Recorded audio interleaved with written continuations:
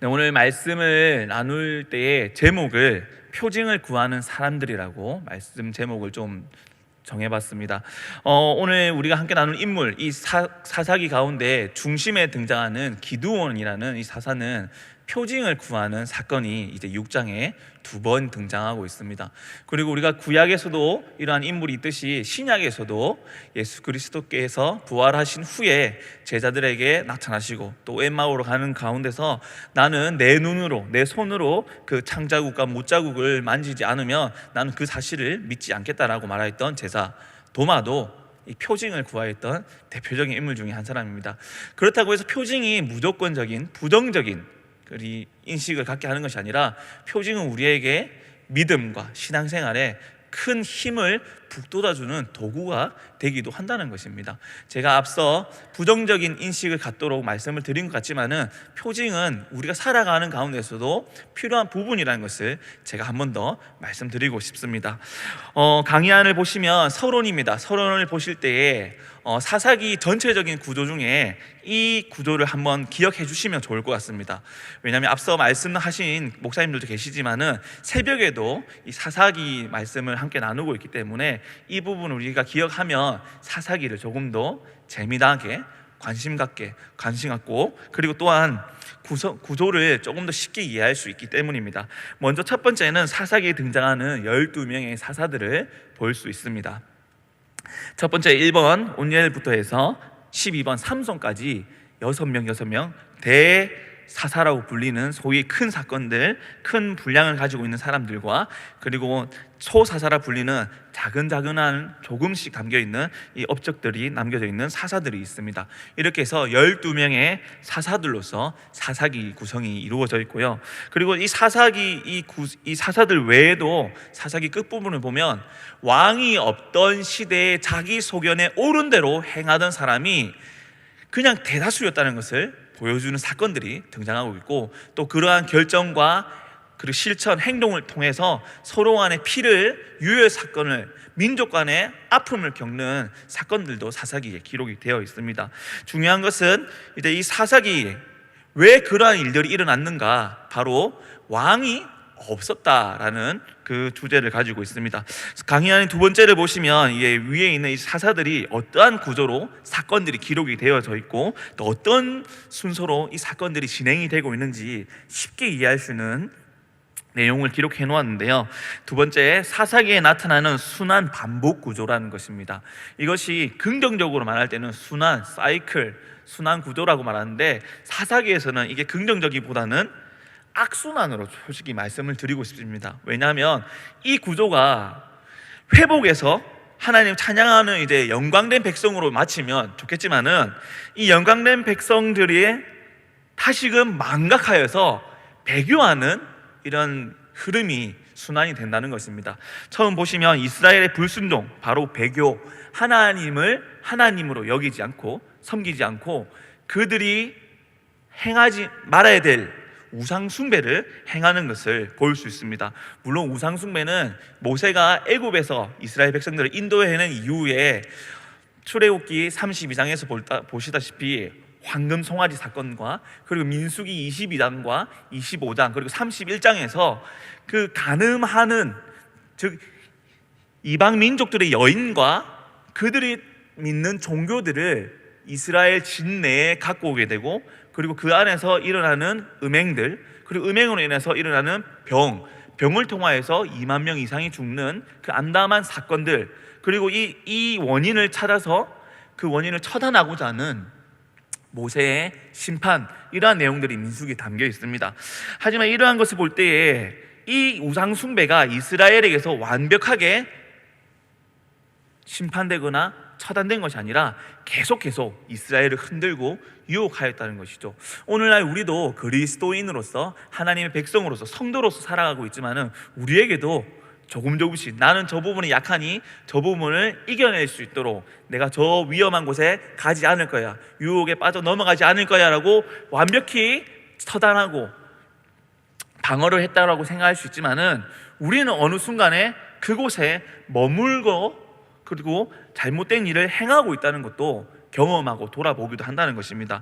즉 사람은 자신의 능력으로 완벽히 자신의 약점을 덮을 수도 없으며 그것을 이겨낼 능력이 없다라는 것을 생각해 볼 수 있습니다. 그리하여서 이스라엘의 불순종이 계속해서 반복되는 가운데서 하나님은 이 이스라엘이 그냥 버려둔 고아가 아니라 내 백성이라는 것을 하나님은 심판으로 나타냈습니다. 세상 사람들, 믿지 아니하는 가나안 백성들은 그냥 그들의 삶대로 살아가고 그들의 삶이 이어지고 있지만은 이스라엘 백성들은 하나님을 배교하였을 때 오히려 더 어려운 일들이, 시련과 고난과 고통들이 이어졌다는 것을 사사기에는 볼 수 있다는 것이죠.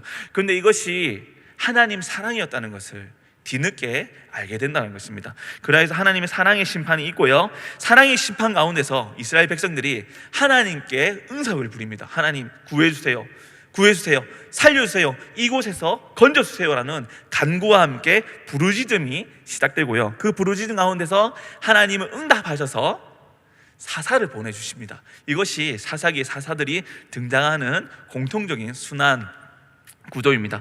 그리고 이 사사들이 싸워서 아니면 우상을 처단하여서 이스라엘이 범죄함에서 건져내어서 돌아온 이스라엘, 회복된 이스라엘이 평안이 주어지지만 그 평안이 영원하지 못하고 40년, 80년, 40년, 22년, 23년 이런 식으로 사사가 다스리는 기간에는 평안하였다, 평화였다라고 기록이 되어 있습니다. 결국 이 사사를 통하여서 하나님이 우리의 참된 하나님입니다라는 선포가 끊어지자 말자 이스라엘 백성들은 다시 망각하고 배교의 길로 떠나게 된다는 것이죠. 이러한 순환 구조가 사사기에 등장하고 있다는 것입니다. 오늘은 이 순환 구조 가운데서 기드온을 살펴보고자 합니다. 오늘 6장에서는 이 순환 구조 가운데서 배교와 그리고 심판, 그리고 간구와 부르심까지는 있습니다. 그런데 이 이후에 하나님이 사사 기드온을 통하여서 어떠한 구원을 행하셨는지는 다음 설교하시는 우리 박시선 목사님께서 7장에서 해주실 것이고, 저는 6장에 배교와 심판과 부르심 그리고 응답하시는 하나님을 살펴보고자 합니다. 자, 이제 본론으로 들어가도록 하겠습니다. 본론을 보시면요, 이제 강의 안에 표를 만들어 놓았습니다. 표를 보시면 6장의 구조와 내용에 대해서 간략하게 기록을 해 놓았는데요, 표 아래 보시면 이제 두 번째 이제 내용으로 본론을 좀 나누고자 합니다. 사사기 6장의 내용인데요, 오늘 1절부터 5절까지 한번 살펴보도록 하겠습니다. 1절부터 5절까지 보시면 1절에 어떻게 배경이 기록이 되어 있냐면요, 이스라엘 자손이 또 여호와의 목전에 악을 행하였으므로 여호와께서 7년 동안 그들을 미디안의 손에 넘겨주시니라고 기록이 되어 있습니다. 먼저 이스라엘 자손이 악순환 구조 가운데 무엇을 행합니까? 불순종, 배교, 우상 숭배를 행하였다는 것이죠. 그런데 이것이 참 뻔뻔하게 눈앞에서, 목전에서 하나님 보고 계시는 가운데 이러한 일을 행하고 있다는 것입니다. 물론 여기서 하나님 보시고 있다는 목전이라는 것은 하나님이 현연히 이 땅에 계시고 하나님이 보이는 가운데, 표징으로 계시는 가운데 이스라엘 백성들이 그것을 범죄하는 것이 아니라 보이지 아니하는 영적인 하나님이 하나님 나라에서 이 땅의 섭리로, 하나님 뜻 가운데 섭리로 다스리는 가운데에도 불구하고 이스라엘이 이것을 망각하여서 범죄하였다는 부분을 담고 있습니다. 그래서 하나님이 보고 계시고 다스리는 가운데에서도 사람의 악행이 끊이지 않았고 이스라엘은 망각하여서 우상 숭배하였다는 것이 1절의 배경이고요, 그리하여서 하나님이 어떻게 심판을 하시는가? 7년이라는 기간 동안에 미디안을 통하여서 이스라엘을 억압하고 약탈하고 침략하여서 심판을 행하고 계신다는 것입니다. 이어서 2절을 보시면 미디안의 손이 이스라엘을 이긴지라, 7년 동안 미디안을 이기고자 이스라엘이 많은 노력을 했지만은 미디안이 이스라엘을 이기고 계속 이기고 있다는 것을 2절에는 말씀하고 있고요, 그리고 이스라엘 자손이 이제는 7년간의 고난 가운데서 더 이상 헤어날 방법이 없으니까 어떠한 행동을 하냐면 2절을 보시면 산에서 웅덩이와 굴과 산성을 자기들을 위하여 만들었다는 것입니다. 자신들을 위하여 성을 쌓았다라는 것은 하나님의 백성들이 이 땅에 나아가서 행할 것이 아니라 권세의 악의 권세에 속한 자들이 그들의 문화와 그들의 이름을 높이기 위해서 행하였던 일들을 이스라엘 백성들이 아직도 잊지 못하고 행하고 있다는 것이죠. 만약 좋은 구조, 악순환이 아니라 정상적인 범위에서 구조로 흘러갔다라면 이스라엘 백성들이 하나님께 부르짖어 하나님을 의지하여 회복하였다라고 이 절이 끝맺었더라면 아마 기도원 내용은 없어졌을 것입니다. 하지만 이스라엘 백성들이 그러한 행동을 하지 못하였다는 것이고, 3절을 보시면 이 미디안 족속들이 얼마만큼 이스라엘을 괴롭혔는지 생각해 볼 수 있는데요. 3절에 이스라엘이 파종한 때면 미디안과 아말렉과 동방 사람들이 치러 올라와서 진을 치고 가사에 이르도록 토지 소산을 멸하여 이스라엘 가운데 먹을 것을 남겨두지 아니하며 양이나 소나 나귀도 남기지 아니하니. 자, 여기서 미디안과 그리고 동방 사람들 아말렉이 연합을 하여서 이제는 이스라엘을 괴롭히는데요. 이제 농사를 짓는 농경기에 파종을 할 때에도 그들이 와서 약탈을 하고 빼앗아가고, 또 농경을 시작하고 수확을 할 때에도 이들이 와서 그리고 수확물을 빼앗아가고, 이제는 진을 쳐서 그냥 보이는 곳에 진을 치고 저들이 농작물을 어떻게 키우느냐 보면서 수시로 이스라엘 것을 빼앗아 갔다라는 것입니다.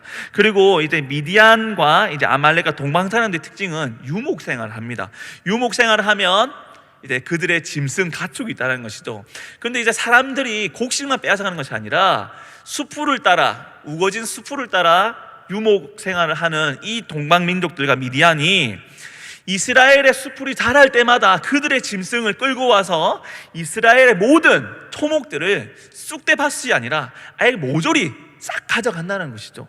가축들까지도 이스라엘의 풀을 남겨두지 아니하는 궁핍한 7년이 이어지고 있었다는 것입니다. 참 암담한 시대죠. 먹을 것도 만들 수 없고, 그나마 조그마한 풀들이 자라면 그 풀들까지 이방인들의 짐승이 와서 뜯고 다 휩쓸어 갔다는 것입니다. 이것을 5절에서는 어떻게 표현하고 있냐면 메뚜기 떼같이 많이 들어왔다라고 기록이 되어 있습니다. 메뚜기 떼, 우리가 그 애굽에 들여닥친 이 재앙을 볼 때에 메뚜기 재앙을 보면 메뚜기의 특징이 무엇입니까? 그냥 알곡만을 먹는 것이 아니라 숲을 모든 것을 휩쓸어 갉아먹고 날아가는 재앙이라는 것입니다. 남겨지는 것이 없다라는 것이죠. 그처럼 이 미디안과 동방과 아말렉의 연합군들은 이스라엘에게 메뚜기 재앙과 같은 존재로서 모든 것을 빼앗아가는 심판이었다라는 것을 기록을 하고 있다는 것입니다. 그런데 왜 제가 이 미디안을 그리고 동방을 아말렉을 심판이라고 표현하냐면, 이 미디안은 원래 출애굽기를 보시면 호밥, 이드로, 모세의 장인 이드로가 아라비아 반도의 미디안에 사는 미디안 사람이었다는 것입니다. 그리고 출애굽 내용을 보시면 아시다시피 이 이드로와 모세의 관계가 아주 돈독하고 미디안 사람들도 이스라엘 백성들과 친분이 있는 관계입니다. 그런데 오늘 사사기 시대의 이 미디안은 이스라엘을 침략하고 괴롭히고 약탈하는 주인공으로 등장하고 있죠. 이 미디안은 조금 차이가 있습니다. 아라비아 반도에 있는 이 이드로가 생활했던 그 미디안 사람들이 후에 몇몇 자그마한 사람들이 북쪽으로 이주를 하게 됩니다. 북쪽으로 이주를 해서 요단강 동편의 모압 땅에 이 이주한 미디안 사람들이 살아가면서 이 모압 사람들과 동화가 되어서 살아가는 미디안 사람들이 되었습니다. 결국 사사기에 등장하는 이 미디안 사람은 이드로와 함께하는 이 후대의 사람이 아니라 이주한, 요단 동편으로 이주한 미디안 사람들이라는 것을 뜻하고요. 이 미디안 사람들이, 그리고 아말렉 사람들이, 그리고 모압 사람들이 분명 모세의 시대에 심판을 당하여서 그들이 소수의 민족으로 전락해버렸는데, 이 300년이 지난 후에 이스라엘을 쥐락펴락할 정도로 아주 강력한 민족으로 번성해 있습니다. 그러면 이들이 가나안 땅에 믿는 종교인 바알 부올, 즉 바알 신을 숭배했기 때문에 이들이 번성했을까요? 이스라엘은 출애굽 당시에 하나님을 경외하였고 하나님이 인도하시어서 큰 강국인 애굽에서 그들이 탈출을 하고, 또 탈출한 가운데서 가나안을 점령하는 큰 역사를 경험하게 되었습니다. 살아있는 역사요, 살아계시는 하나님을 가나안 땅과 애굽에 선포하게 된 것이 바로 이스라엘이라는 것이죠. 이스라엘의 번성과 출애굽은 하나님을 나타내는 사건이었습니다. 그런데 반면 이제 미디안과 아말렉과 이 동방이 번성하였다는 것은 그들의 믿는 신이 살아있고 그들의 신도 힘이 있는 신이라는 것을 나타내는 것일까요? 천만의 말씀입니다. 하나님께서 심판의 도구로 이 미디안과 동방과 아말렉을 사용하셨습니다. 소수의 민족으로 전락하였지만은 하나님이 이 이스라엘을 치고자 심판하고자 이들을 번성케 허락하셨다는 것이죠. 바알이 능력이 있어서 이들이 번성하고 장성한 것이 아니라 하나님이 배교한 이스라엘을 심판하기 위해 이방 민족을 사용하시고 그들을 키워나갔다는 것을 우리는 잊지 말아야 한다는 것입니다. 이것이 사사기의 사람들이 보지 못하는 것이고 생각하지 못한 것입니다. 표징을 구하고 저들이 가지고 있는 우상 바알과 아세다라과 아세라 신상은 그 믿는 가난한 사람들을 번성하는데 우리는 이렇게 가난할까라는 표징을 바라보면서 이게 진짜 신인가 봐, 바알이 진짜인가 봐, 아세라가 진짜인가 봐 라고 생각하는 잘못된 표징을 갖고 있었다는 것입니다. 6절 말씀을 보시면 6절 말씀에 이스라엘이 미디안으로 말미암아 궁핍함이 심한지라 이에 이스라엘이 어떠한 행동을 합니까? 바로 부르짖음이 시작되었습니다.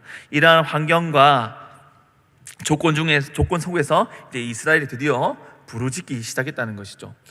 오늘날도 우리도 보면 나도 잘 되고 싶고 나도 하는 일들이 다 만사형통이면 좋겠는데 나는 일이 잘 안 풀려. 그런데 저기 옆집 사람을 보면 신앙생활도 하지 않고 그의 삶이 거룩하지도 않고 깨끗하지도 않는데 저 사람은 왜 이렇게 잘 될까? 하면서 고민을 할 수도 있고요. 그리고 많은 생각을 해볼 수 있습니다. 이스라엘 백성들이 가나안 땅에 살면서 아마 이러한 생각을 갖게 되었을 것입니다. 저들에게는 바알이 있고 저들에게는 아세라가 있으니 잘 되는 것 같아. 바알은 비의 신이니까 수확물이 많고 저들이 번성하는 것 같아 라는 생각을 이스라엘이 하면서 그들과 점점 동화되는 사람들도 분명히 있었을 것입니다. 그래야 해서 그들이 찾는 표징은 성공이라는, 번성이라는, 풍요함이라는 것을 찾는 것이 그들이 얻고자 하는 표징이 되었다는 것입니다. 또 재미난 것은 이들이 번성을 했다는 것이죠. 이방 민족들이 그들이 가진 우상 숭배 가운데서 번성을 하고, 그러니 이스라엘 입장에서는 맞는가 봐, 진짜인가 봐 하면서 그들을 따르고 어디까지 흘러가냐면 오늘 등장하는 이 기드온의 집에도 바알 신상의 제단과 아세라 신상의 제단이 존재했다는 것입니다. 그만큼 이스라엘 모든 가정에 이러한 우상 숭배가 있었고 그 표징을 따르면서 번성과 풍요를 소망하며 있었다는 것이죠. 사사기 시대에는 이러한 급부상하는 이방 민족들이 많습니다. 그러면 그들의 신이 능력이 있어서가 아니라 이스라엘이 피폐하고 우상 숭배를 했기 때문에 하나님이 이방 민족들을 부유하게 흥왕하게 하셨다는 것을 이들은 알지 못하는 것입니다. 그들은 이방 민족들은 심판의 도구이지 표징이 아니라는 것입니다.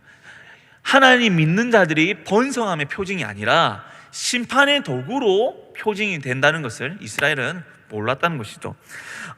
이제 이어서 두 번째 본론이 이제 응답에 대해서 한번 살펴보도록 하겠습니다. 6절부터 보시면 6절에 여호와께 부르짖었고 7절에서는 이스라엘 자손이 미디안으로 말미암아 여호와께 부르짖음으로 여호와께서 어떠한 일을 행하시냐면 이름 모를 선지자를 이스라엘에 보내주십니다. 이 이름 모를 선지자를 보내시는데 이 선지자가 무엇을 선포하는지 보시면 8절과 9절 10절을 보시면 이스라엘의 하나님 내가 너희를 애굽에서 인도하여 내며 너희를 그 종되었던 집에서 나오게 하여 애굽 사람의 손과 너희를 학대하는 모든 자의 손에서 너희를 건져내고 그들을 너희 앞에서 쫓아내고 그 땅을 너희에게 주었으며 내가 또 너희에게 이르기를 나는 너희의 하나님 여호와이니 너희가 거주하는 아모리 사람의 땅의 신들을 두려워하지 말라 하였으나 너희가 내 목소리를 듣지 아니하였느니라. 지금 상황이 왜 이르게 됐는가? 과거에 나는 어떠한 신이었는가? 나 여호와 하나님은 너희의 여호와 하나님이고 내가 너희를 자비롭고 은혜롭고 노하기를 더디하여서 이렇게 인도해냈는데 지금 너희가 배교하여서 너희가 심판을 당하고 있다라고 선지자의 선포를 통해서 이스라엘의 현 상황의 원인을 깨닫게 하십니다. 자각하게 하셨다는 것이죠. 이러한 자각을 먼저 불러일으키고 그 다음 오늘 인물인 11절에 기드온이 등장합니다. 이것이 다른 선지자들, 다른 사사들과 좀 차이점입니다. 먼저 사사를 부르는 것이 대부분의 흐름인데, 기드온의 사건에서는 무명의 선지자를 보내서 너희의 원인이 무엇인지 다시 한 번 더 꼭 집어 말씀해 주시고, 그리고 돌아올 것을 예비한 다음에 사사를 불러 일으킨다는 것입니다. 즉 전체적인 이스라엘의 원인이 무엇인지 너희는 알아야 한다는 것을 찝어주시는 하나님을 보여주셨다는 것입니다. 11절을 보시면 드디어 이제 기드온이라는 인물이 등장하는데요, 기드온의 이름을 조금 생각해 보시면 기드온은 가다라는 히브리 동사를 원형으로 가지고 있습니다. 가다의 뜻은 자르다, 찍다, 쪼개다 라는 단어고요. 그리고 전미사로 온이 붙습니다. 그래서 기드온, 자르다, 쪼개다 라는 이름의 뜻을 가진 선지자라는 것입니다. 기드온을 보시면 이러한 행위를, 역사를 일으키죠. 하나님이 이 일을 사용하십니다. 그 이름의 값을 톡톡히 치를 수 있도록 하나님이 쓰신다는 것을 볼 수 있는데, 또 다른 히브리 단어가 있습니다. 카라트라는 단어인데요, 이 역시 쪼개다, 자르다라는, 칼로 베다라는 의미를 가지고 있습니다. 하나님께서 아브라함을 찾아오시고 아브라함과 언약을 맺으실 때 그 재물을 반 자르실 때 이 카라트라는 단어를 사용하였습니다. 그처럼 이 카라트와 이 가다라는 단어는 조금 사용하는 부분이 다르다는 것을 생각해 볼 수 있고, 다시 기드온에 대해서 살펴보겠습니다. 11절에서 이제 보시면 아비에셀 사람 요아스에게 속한 오브라의 기드온이라는 사람이 있다라는 것입니다. 요아스의 아들 기드온이라고 11절에 기록이 되어 있는데요, 기드온이 지금 무엇을 하고 있습니까? 타작을 하고 있는데요, 어디서 타작을 합니까? 포도주 틀이라는 것이죠. 타작은 원래 타작마당에 삽니다. 넓은 들판에 도리깨로 타작을 하면서 치면서 수확물을, 이제 알곡을 걸러내죠. 그런데 지금 기드온은 폐쇄된 공간, 일부분 폐쇄된 공간에서 타작을 하고 있다는 것입니다. 즉 숨어서 그들의 소출을 구하고 있는 기드온의 모습을 볼 수 있습니다. 그런데 12절에 하나님의 사자가, 여호와의 사자가 어떻게 부르냐면, 기드온을 어떻게 부르냐면 큰 용사여 라고 부르고 있다는 것입니다. 지금 하는 행동은 전혀 대범하지 않고 용감하지 않고 소심하고 두려운 가운데 갇혀서 타작마당이 아니라 포도주 틀에서 타작을 하고 있는 기드온인데, 여호와의 사자가 큰 용사여라고 부르고 있다는 것입니다. 이것은 모순된 상황인가요? 아닙니다. 기드온에게 희화한 것이 아니라 기드온을 통하여서 하나님이 예비하신 큰 일이 있다라는 것을 우리에게 암시하는 부분이라는 것입니다. 결국 하나님이 함께 하시면 큰 용사로 소심한 사람도, 두렵고 겁이 많은 사람도 쓰임 받을 수 있다는 것을, 누구나 평범한 사람도 하나님이 함께 하시면 하나님 일을 할 수 있다는 것을 말씀한 부분이라는 것이죠. 13절에 기드온이 그에게 대답하되 오 나의 주여 여호와께서 우리와 함께 하시면 어찌하여 랄랄랄랄랄라라고 말하는데, 이 13절 내용이 무엇이냐면, 하나님이 함께 한다면 저희가 이렇게 7년 동안 가난과 궁핍한 가운데서, 미디안의 핍박 가운데 살 수 있습니까? 앞서 선지자의 말처럼 여호와는 은혜로우신 분이고 우리를 인도해내신 분이고 우리의 하나님인데 우리가 왜 지금 이 상황에 이르게 되었습니까? 하나님이 함께 하시지 않았기 때문에 우리가 이 상황에 이른 거 아닙니까? 라고 불평을 호소하는 부분입니다. 그런데 사사기의 악순환의 구조를 보시면 이스라엘이 망각하고 배교를 하였지 하나님이 부재하였다라고 그 어디에도 등장하지 않습니다.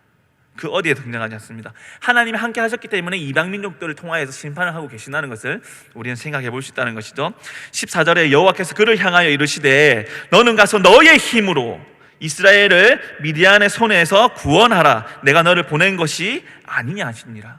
하나님께서 기드온을 통하여서 큰 일을 행하라고 명령하고 계신다는 것이죠. 그러면 이제 기드온이 부르심을 받았는데, 그럼 그 징표가 무엇인지 이제 하나님께 징표를 구하는 것을 볼 수 있습니다.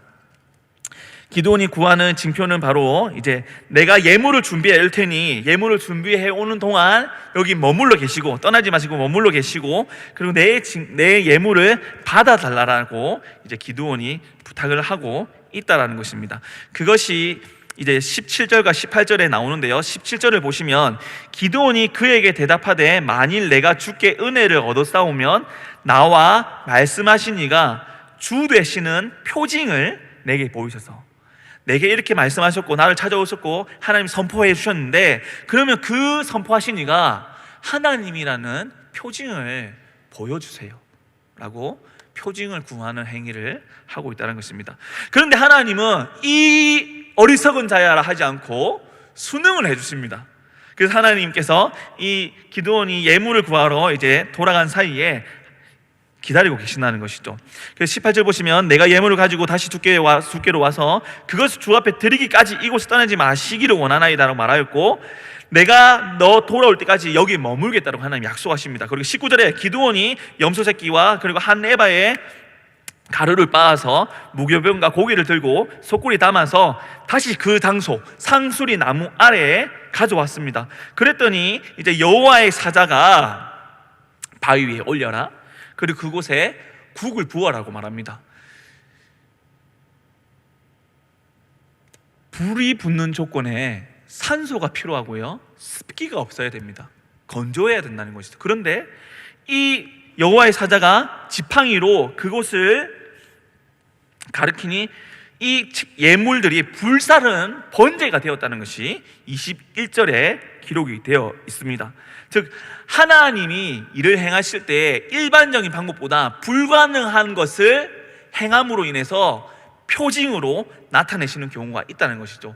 모세도 비슷합니다. 출애굽기에 모세도 그의 품에 손을 넣었을 때 그의 손이 병에 걸리고 다시 넣었더니 정상으로 다시 돌아오고, 이것을 통하여서 불가능한 이 표징을 통하여서 믿음이 연약한 자들에게 하나님이 능력의 하나님이심을 깨닫게 한다는 것입니다. 결국 두렵고 겁 많던 이 기드온이 하나님 표징을 구하였고 그 표징으로 말미암아 하나님이 맞구나라는 것을 알게 되고, 또 놀라운 걸 한 가지는 구약 시대에 많은 사람들이 여호와를 만나면 죽는다고 생각합니다. 여호와를 만난 자는 죽게 된다. 그리하 해서 기드온이 22절을 보면 이제서야 나를 부르고 나에게 말을 하고 나에게 명령한 자가 여호와 하나님이고 하나님의 사자인 것을 알게 되고, 기드온이 슬퍼합니다. 하나님이 찾아왔습니다. 하나님 오셨습니까? 반갑습니다. 기뻐하는 것이 아니라 오히려 되려 슬퍼한다는 것이죠. 왜 슬퍼했냐? 앞서 말씀드린 나는 죽게 되었구나, 여호와를 만났으니 나는 죽게 되었구나, 나는 죽어야 되는구나 라고 슬퍼하고 있다는 것이죠. 그런데 하나님이 이것도 역시 기드온의 마음을 너무 잘 알고 계셔서 23절에 보시면 여호와께서 그에게 이르시되 너는 안심하라, 두려워하지 말라, 죽지 아니하리라. 즉 많은 사람들이 하나님에 대한 잘못된 인식을 가지고 있는데 그것이 잘못됐다는 것을 하나님은 여기서도 표징으로 나타내십니다. 이스라엘이 항상 갖고 있었던 하나님에 대한 인식, 표징들이 그들이 가진 생각과는 다르다는 것을 이 사사 기드온을 통하여서 역전시키고 계신다는 것이죠.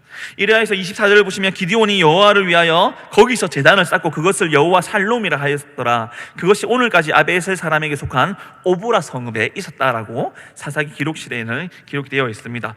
그래서 하나님께서는 이 기드온을 통하여서 하나님의 일을 하실 것을 말씀하고, 이 표징 가운데서 이제 하나님이 무엇을 먼저 행하라 하셨냐면 하나님의 명령은 우상을 깨라고 하십니다. 바알과 아세라 상을 깨라고 말씀하십니다. 그리하여서 이제 하나님 표징도 얻었겠다, 하나님 나에게 말씀하셨으니까 나도 하나님 말씀에 순종해야지 하면서 기드온이 그것을 행합니다. 그런데 25절을 보시면 시간이 등장하는데 낮입니까 밤입니까? 25절을 보시면 그날 밤에라고 기록이 되어 있습니다. 그날 밤에. 그러면 시간이 어느 정도 흘렀다는 것을 생각해 볼 수 있고요. 그리고 이 시간적인 배경은 밤이라는 것은 사사기 기자가 의도하여서 기록해 나온 시간입니다. 물론 기드온이 행한 시간이 분명히 사실적으로 밤이었던 것도 맞고, 왜 밤이라는 시간을 기록해 놨냐면 27절 마지막에 보시면요, 27절 마지막 부분에 이 일을 감히 낮에 행하지 못하고 밤에 행하니라. 하나님께 표징을 받은 기드온이지만은 그의 성격과 그의 성품상 소심하고 두렵고 겁이 많은 자였기 때문에 대범하게 대낮에 순종하여서 행하기는 어려웠다는 것입니다. 표징을 얻은 자 하더라도 쉽게 변하지는 않는다는 것을 우리가 볼 수 있다는 것입니다. 그리하 해서 하나님 명령하셨던 바알 제단과 아세라 상을 찍어서 밤에 찍어서 없애고 또 소를 끌고 와서 성읍 산 꼭대기에 올라가서 제단에 번제로 드려서 하나님 명령하신 것을 순종을 합니다. 그런데 이제 28절을 보시면 이 사건 이후에 그 다음 날에 어떠한 일이 일어나냐, 오보라 성읍 사람들이 일찍 일어나서 상황 사태 파악을 한다는 것입니다. 아세라상과 바알상이 부러져 있고 찍혀져 있고 난리가 났다는 것이죠. 그들이 징표로 표징으로 여겼던 우상들이 쑥대밭이 되어 있다는 것입니다. 그러니 이게 무슨 일이냐, 이러면 우리는 어떻게 됐냐, 이 바알과 아세라에게 벌을 받고 우리가 어려운 상황, 또 더욱더 굶어 죽고 가난한 상황에 이르게 되는 것이 아니냐라면서 발을 동동 구르면서 이 문제의 원인, 이 사태를 누가 일으켰냐, 범인을 찾기 시작합니다. 그래서 수소문하니 누가 등장합니까? 놀랍게도 오늘 부르심 받은 이 기드온이 그 범인이라는 것이 등장한다는 것이죠. 참 놀랍습니다. 이 오보라는 성읍이 크진 않지만은 이게 바로 그날에 찾아서 그날의 용의자가 바로 등장해서 잡히게 된다는 것이죠.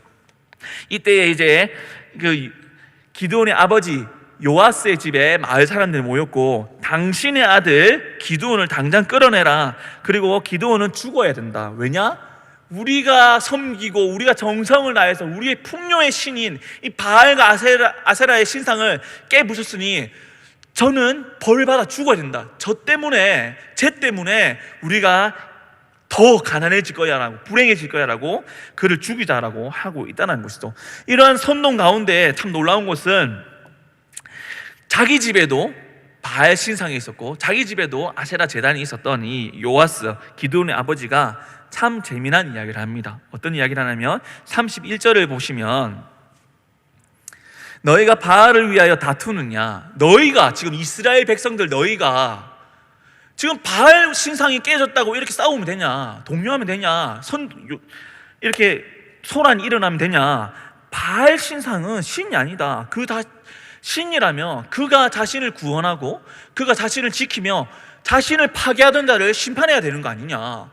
기드온은 살아있는데 심판도 못하는 우상이 무슨 신이냐고, 그냥 나무 조각이지 라고 요아스가 말을 하고 있다는 것이죠. 자, 요아스도 바알을 섬겼던 사람입니다. 요아스 집에도 아세라 신상이 있었던 집입니다. 그런데 이 짧은 순간에 기드온이 바알 신상과 아세라 제단을 부순 후에 어떠한 변화가 일어납니까? 가정의 변화가 먼저 일어나고요, 이 가정의 변화 가운데 아버지의 이 한마디가 이스라엘 사람들의 변화를 불러일으키는 계기가 된다는 것입니다. 물론 하나님이 그들의 마음을 움직이시고 그들의 눈을 띄워주신 것은 맞습니다. 그런데 이 기드온의, 소심한 기드온의 야밤에 이루었던 이 사건이 마을 지역 가족과 마을의 변화로 신앙의 성숙과 회복을 일으키는 사건으로 변모되고 있다는 것입니다.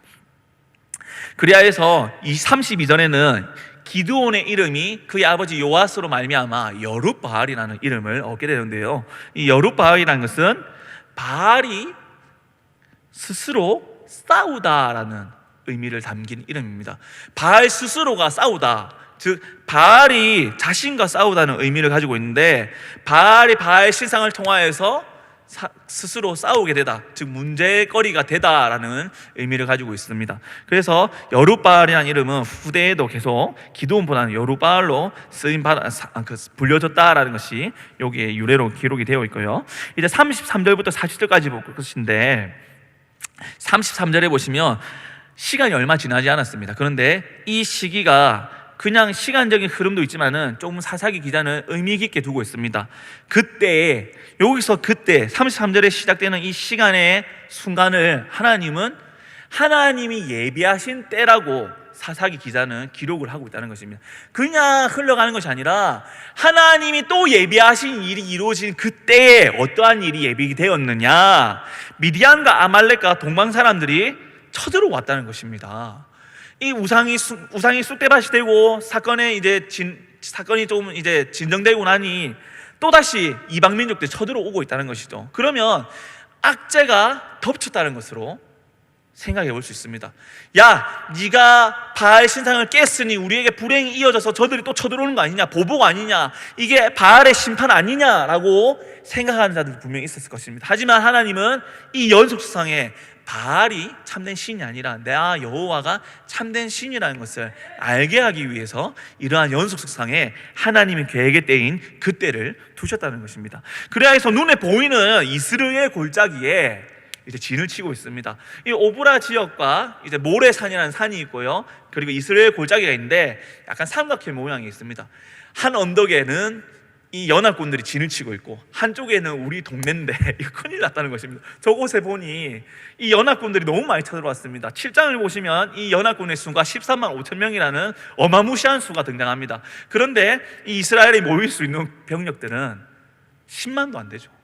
그리고 7장에서는 자그마한 숫자, 다음 주에 듣게 될 그 100단위 숫자를 보게 된다는 것입니다. 그래야 해서 이 상대가 되지 않는 상황 가운데 기드온이 그래도 우리가 해야 될 것은 무엇이냐, 여호와 하나님 통하여서 우리가 나아가야 되지라는 표징을 통한 용기를 얻어서 34절에 어떠한 일을 하냐면 34절에 여호와의 영이 기드온에게 임했다는 것입니다. 구약 성경에 사무엘상 16장에 사울 왕에게도 여호와의 영이 떠났다라는 사건을 통하여서 사울이 더 이상은 하나님의 일꾼이 아니었다, 하나님 일을 하지 못하는 사람이 되었다라는 것을 우리가 알다시피 여호와의 영이 임하면 하나님이 일을 하게 되는 것이고 여호와의 영이 떠나면 하나님의 일을 하지 못하는 사람으로 전락해버린다는 것을 볼 수 있습니다. 그처럼 사사기서에도 기드온에게 지금 이 전쟁이 치러져야 되는 이 위급한 상황에 기드온에게 하나님 영이 임하셔서 나팔을 불게 하시는데 이 나팔 소리에 연합군들이 다시 형성이 된다는 것입니다. 이스라엘, 자기 살기 바빴던 이 이스라엘들이 므낫세 지파를 중심으로 해서 주변 무리들이 모여서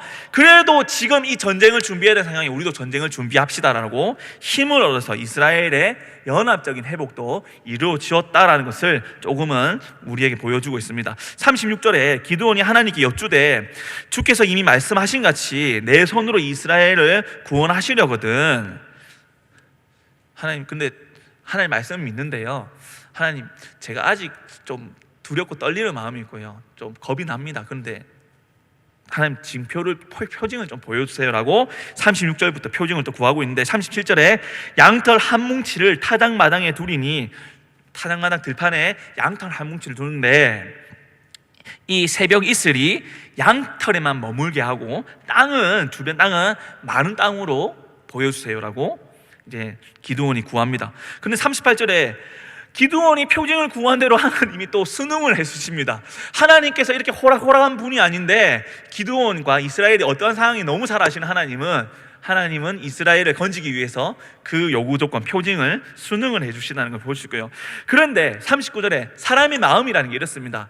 당장 이루어졌지만은 그래도 돌다리는 두들겨보자라는 소심한 이 기드온의 성품상 기드온이 또 어떻게 합니까? 39절에 기드온이 또 하나님께 여쭈되 주여 내게 노하지 마옵소서. 자신이 잘못하는 걸 알고 있죠. 노하지 마옵소서. 내가 이번만 말하리이다. 구하옵나니 내게 이번만 양털로 시험하게 하소서. 이전에 했더니 양털 시험을 또 하겠다는 것입니다. 그런데 그 방법이 좀 다릅니다. 양털만은 이번에는 마르고 주변 땅에는 이슬이 있게 해달라고. 새벽에 저번에는 양털만 머금었으니까 그거는 한번 일어났으니까 반대되는 상황이 일어나야 진짜 이거는 표징이구나라고 기드온이 생각하고 있다는 것입니다. 그래서 세 번째 표징인 이것을 구하고 있습니다. 양털은 마르고 주변 땅은 이슬이 촉촉하게 해달라고. 그런데 40절에 어떻게 됩니까? 그 밤에 하나님이 그대로 행하시니 곧 양털만 마르고 그 주변 땅에는 다 이슬이 있었더라. 기드온이 요구했던 표징들, 믿음이 약한 자, 소심한 자, 능력 없는 자가 하나님께 두드리고 구했던 것을 하나님은 거부하지 않으시고 연약한 자인 것을 너무 잘 아셨기 때문에 다 들어주신다는 것입니다. 다 들어주셨고 그 표징을 통하여서 너는 내가 함께하는 자다, 나의 영이 너와 함께하니 너는 이 큰 일을 행할 수 있는 큰 용사가 되라라고 기드온을 부르시고 계시는 것이 6장에 기록이 되어 있습니다. 사랑하는 성도 여러분, 우리는 표징을 구하는 사람입니다. 우리도 오늘날 하나님 이거 해주시면 좀 더 열심히 할게요. 하나님, 코로나 상황 가운데서 어렵는데 이 어려움을 좀 해결해 주시면 하나님 예배 자리 나아가겠습니다. 하나님 무엇을 하겠습니다 라고 스스로 하나님께 구하고 표징을 구하던 우리의 모습을 멀지 않은 곳에서 기드온을 통해 보일 수 있다는 것입니다.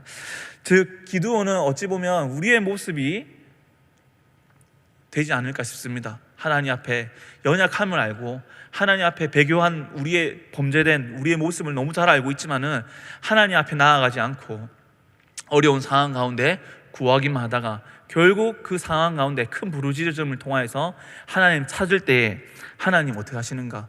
기드온에게 찾아오신 것처럼 우리에게도 우리의 부르짖음을 들으시고 우리에게 응답하셔서 너는 나의 백성이고 나는 너와 함께하며 너를 통하여서 내가 이 시대에 가족을 변화시키고 주변을 변화시키고 하나님의 하나님됨을 선포하겠다라고 우리에게 말씀하고 계십니다.